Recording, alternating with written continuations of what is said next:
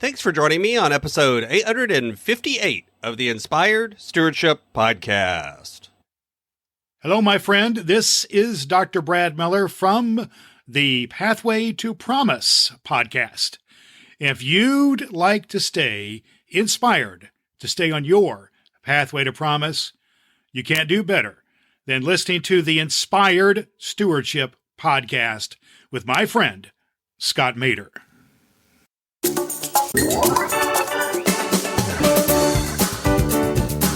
Look for feelings in places that don't necessarily seem to click right away, and find a way to serve around those groups and build relationships and ask questions.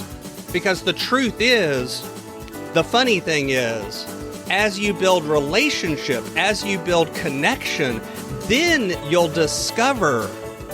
Welcome and thank you for joining us on the Inspired Stewardship Podcast.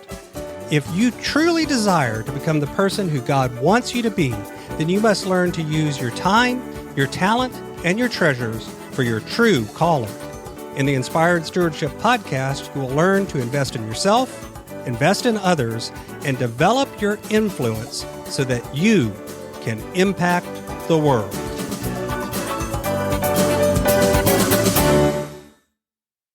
In today's episode about investing in yourself by stewarding your time, I talk with you about why giving of your time can be a kindness. I share how you can give of your time and get more back than you expected. I also share why giving of your time can challenge us to see the world differently. As we talk about stewarding your time, wouldn't it be great if you could support this podcast and do it without just taking too long? Turns out you can. All you have to do is use inspiredstewardship.com/Amazon when you're ready to make a purchase via Amazon, and a small commission will come back to support the show just that quick. If you enjoy the show when you are ready to buy from Amazon, just use inspiredstewardship.com/Amazon. How do you give of your time? You know, when we think about giving to charity or giving to a church or giving to some other organization that we believe in or that we support, we usually jump to giving money. Are we donating to them? Are we giving them money to do their services and that sort of thing? But the truth is, you can also give back to the community by giving of your time, by giving of your skills and your expertise. You know, the truth is, most nonprofits are constantly looking for volunteers. They're looking for people to give of their time and serve and work in some way. And if you have some sort of specialized skills, you can also give of your time to use those skills. Because usually, again, nonprofits have a hard time getting people to do the things that are needed to actually run them effectively and still be able to afford to do the things that they want to do to serve whatever group it is that they're serving. And the truth is, it can be a kindness to give of your time if you're really giving of your time. See, oftentimes people think about giving of their time to a nonprofit or to an organization or to a charity that they believe in, and they think about it in terms of what they get. But to be a kindness, you have to look at it in terms of what you can give. And yet, the irony is, if you go into it with that mindset of what can I do to really help this organization that I believe in, that I support, the message that I feel is important in the world, you'll often get back way more than you ever could have expected. Because you'll get back connection. You'll get back a feeling of happiness. You'll get back a feeling of fulfillment. You'll get back a feeling of autonomy. You'll get back all sorts of feelings about how you have done a kindness for the world. See, giving of your time, just like giving of your money, we're going to talk about on Friday, is not all about a direct, quote, return on investment. It's not about that you go in and you give time and you get business, or you go in and you give time and you get some sort of plaque or some sort of public recognition. Instead, it's often about the intangibles. It's about the emotions. It's about the feelings. It's about the things that you get from serving that you weren't even going into it thinking about. It's about also building relationships with people that may not be in your normal circle, the people outside of those that you would normally run into or talk to or interact with.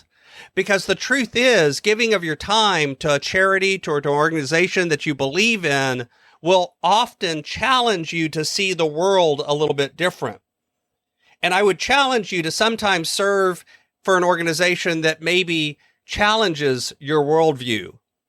If you drive down the road and you see homeless people and you immediately think how everyone that's homeless is lazy or a drug addict or otherwise out there by choice, then go serve in a homeless community for a while. Get to know some of the people, hear their story.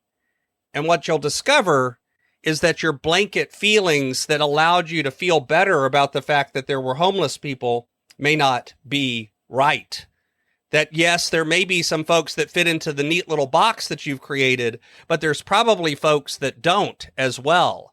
I know I found that myself when I've volunteered at various organizations. I've discovered that oftentimes what I thought was true about that particular group of people turned out to not be true at all.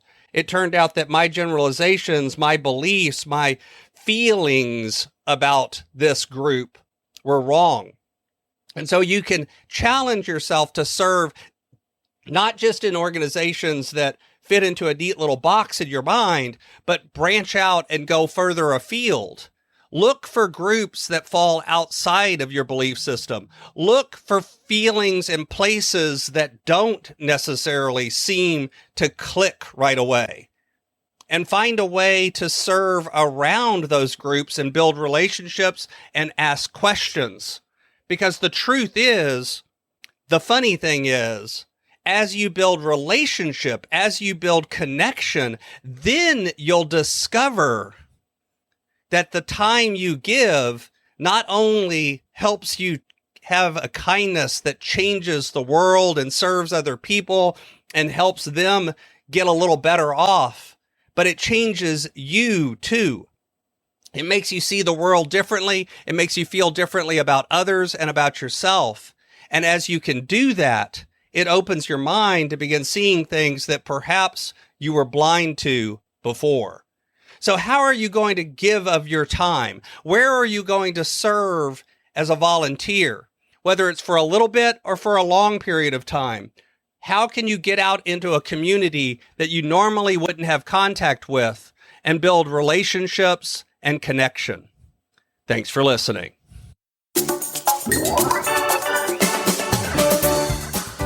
Thanks so much for listening to the Inspired Stewardship Podcast.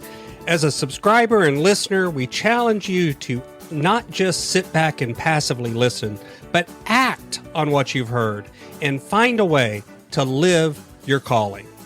If you like this episode on the stewardship of time, be sure to sign up for our Stewardship of Time Tips series by going to inspiredstewardship.com/time or texting 44222 Time Tips, and that'll get you our best tips on stewarding your time. Until next time, invest your time, your talent, and your treasures. Develop your influence and impact the world.